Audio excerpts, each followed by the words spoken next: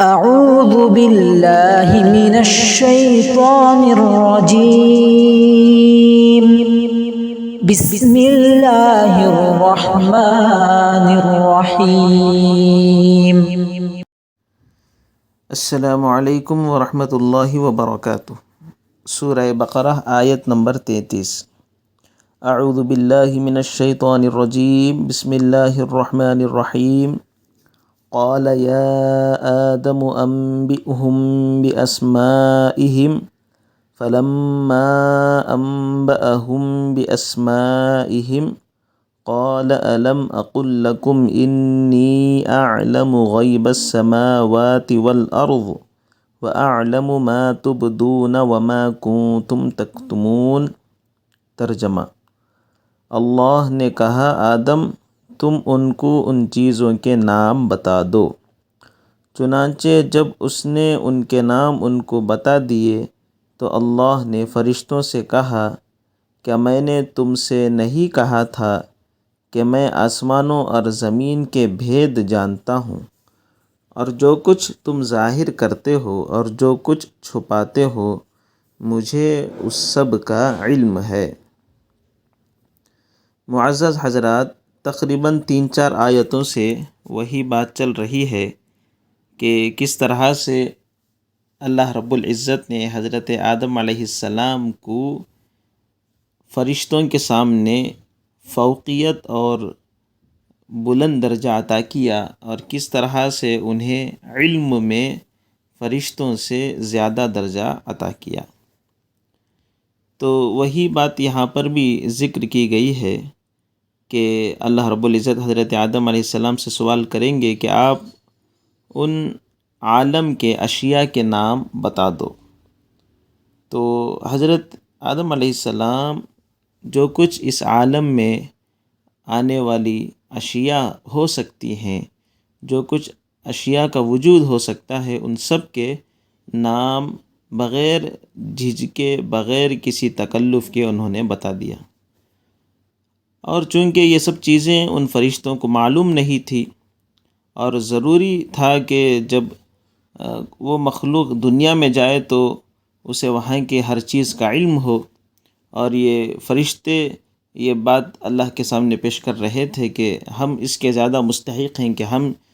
زمین میں خلافت اور نیابت کو سنبھالیں، حالانکہ وہ وہاں کے رہنے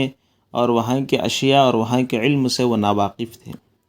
تو جب حضرت آدم علیہ السلام کے اندر انہوں نے اتنا علم دیکھا کہ وہ سب اشیاء کے نام اور اس کے آثار اور اس کے خواص اور اس سے متعلق لوازمات وغیرہ بتا رہے تھے، تو حضرت آدم علیہ السلام کے علم پر وہ عش کرنے لگے، تعجب کا اظہار کرنے لگے۔ تو اس وقت اللہ رب العزت نے ان فرشتوں سے کہا کہ کیا میں آپ سے نہیں کہا تھا، الم اقل لکم، کہ کیا میں نے تم سے نہیں کہا تھا کہ میں آسمانوں اور زمین کی پوشیدہ بھید والی چیزوں کو میں جانتا ہوں، اور جو کچھ تم ظاہر کرتے ہو اس کو بھی میں جانتا ہوں، اور جو کچھ تم چھپاتے ہو اس کو بھی جانتا ہوں۔ اور یہاں اس آیت میں ایک بات یہ بھی بتاتا چلوں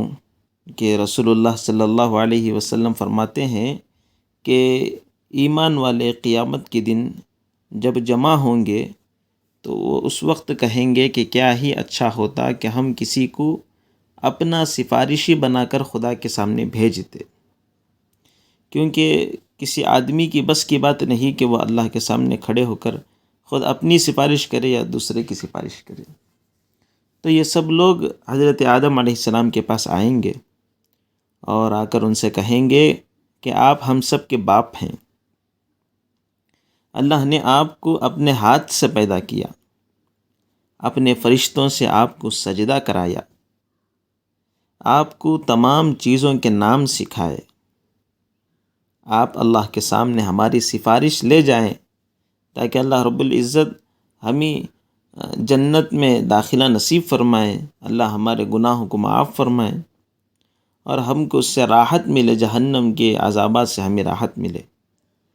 تو حضرت آدم علیہ السلام یہ سن کر جواب دیں گے کہ میں اس قابل نہیں ہوں، اور یہ کہہ کر انہیں وہ اپنی لغزش جو بھول حضرت آدم علیہ السلام سے جنت میں ہو گئی تھی وہ یاد آ جائے گا تو وہ کہیں گے کہ میں اللہ کے سامنے نہیں جا سکتا ہوں،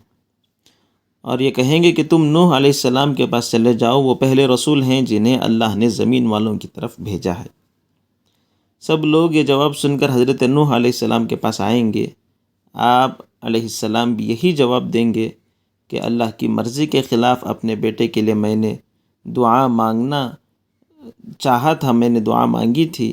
اور وہ اس لغزش کو یاد کر کے کہیں گے کہ تم خلیل الرحمن حضرت سیدنا ابراہیم علیہ السلام کے پاس چلے جاؤ۔ یہ سب کے سب آپ کے پاس آئیں گے،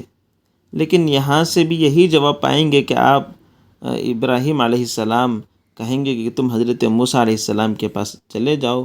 جن سے خدا نے کلام کیا ہے اور جنہیں تورات عنایت فرمائی گئی ہے۔ یہ سن کر سب کے سب حضرت موسیٰ علیہ السلام کے پاس آئیں گے اور آپ سے بھی یہی درخواست کریں گے، لیکن یہاں سے بھی یہی جواب پائیں گے کہ میں اس لائق نہیں کہ میں اللہ کے سامنے حاضر ہوں، اور فرمائیں گے کہ تم حضرت عیسیٰ علیہ السلام کے پاس چلے جاؤ،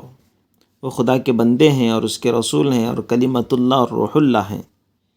یہ سب یہاں سے آئیں گے، لیکن یہاں سے بھی یہی جواب ملے گا کہ میں اس لائق نہیں ہوں کہ میں اللہ کے سامنے تمہاری سفارش کر سکوں،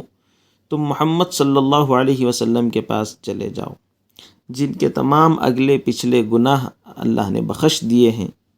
وہ بخشائے ہیں، اب وہ سارے کے سارے میرے پاس آئیں گے۔ اللہ کے نبی صلی اللہ علیہ وسلم فرماتے ہیں کہ یہ سارے نبیوں کا چکر لگا کر میرے پاس آئیں گے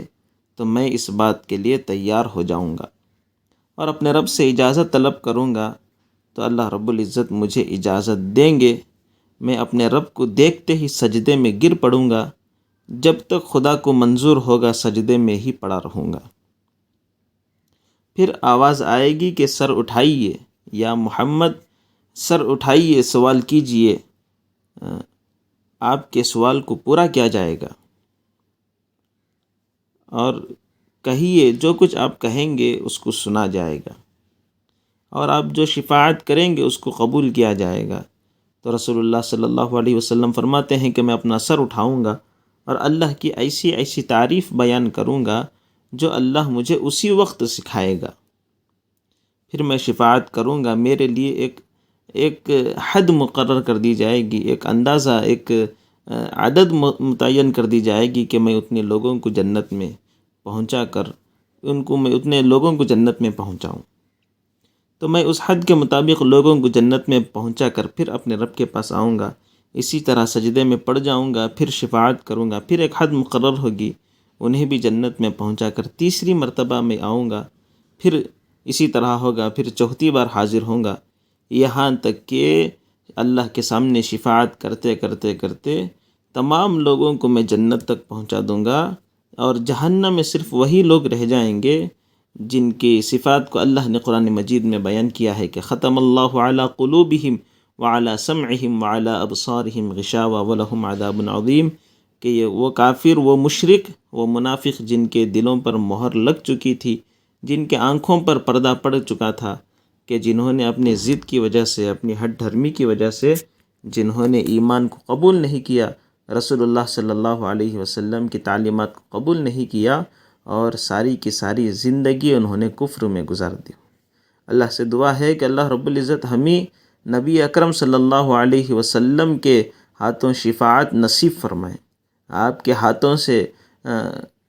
آب کوثر پینا ہمارے لیے مقدر فرمائے، آپ کی شفاعت اللہ ہمارے حق میں قبول فرمائے۔ ہم تو اس لائق نہیں کہ ہم جنت میں خود اپنے اعمال کی وجہ سے داخل ہوں، اگر ہمیں داخل ہونا ہے تو اللہ کے فضل ہی سے ہم داخل ہو سکتے ہیں۔ اللہ سے دعا ہے کہ اللہ رب العزت ہمیں اس بات کا استحضار عطا فرمائے۔ السلام علیکم ورحمۃ اللہ وبرکاتہ۔ يعملون الصالحات